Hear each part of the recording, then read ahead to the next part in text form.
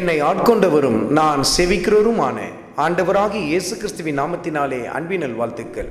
கிறிஸ்து இயேசுவுக்குள் மிகவும் பிரியமான அன்பு சகோதர சகோதரிகளே, சங்கீதத்தின் புத்தகத்தில் 119வது அதிகாரத்தில் 99வது வசனத்தில், உம்முடைய சாட்சிகள் என் தியானமாய் இருக்கிறபடியால் எனக்கு போதித்தவர்கள் எல்லாரிலும் அறிவுள்ளவனாய் இருக்கிறேன். கர்த்தருடைய சாட்சிகள் என்னுடைய தியானமாய் இருக்கிறதினால் நான் எப்படிப்பட்ட நிலைக்கினராய் வந்துவிட்டேன் என்று சொல்லி சங்கீதக்காரன் சொல்லுகிறார்.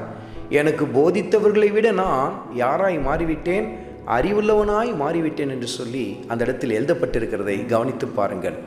ஆண்டவர் இயேசு கிறிஸ்துவின் வார்த்தைகளை நீங்கள் அதிகமாய் தியானிக்க ஆரம்பிப்பீர்கள் என்று சொன்னால், மற்றவர்களிட கர்த்தர் உங்களை மிக அதிகமாய் அறிவில் தேறினவர்களாய் மாற்ற ஆரம்பிப்பார். உலக ரீதியான அறிவை குறித்து கர்த்தருடைய ஆவியானவர் சுட்டி காட்டவில்லை.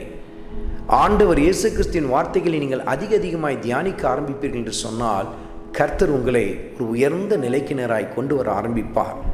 உங்கள் சிந்தையும் உங்கள் பேச்சும் உங்கள் நடக்கையும் நீங்கள் சொல்லுகிற காரியங்களும் உங்களுக்கு போதித்தவர்களை விட சிறந்ததாய் இருக்கிறதை மற்றவர்களே கண்டு ஆச்சரியப்படத்தக்கதான மாற்றம் உங்களுக்குள் ஏற்பட ஆரம்பிக்கும். ஏனென்றால் அந்த வார்த்தைகளை நாம் தியானிக்க நாம் மறுரூபம் அடைய ஆரம்பிப்போம். நம்முடைய சிந்தை மறுரூபம் அடைய ஆரம்பிக்கும்.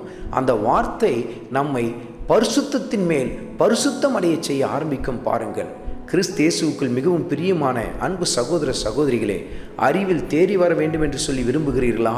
அவருடைய வார்த்தையை அதிகமாய் தியானிக்க ஆரம்பியுங்கள். கர்த்தர் உங்கள் வாழ்க்கையிலே ஆச்சரியமான காரியத்தை செய்வார். ஆண்டவராகிய இயேசு கிறிஸ்துவின் கிருபை உங்கள் அனைவரோடும் கூட இருப்பதாக. ஆமென்.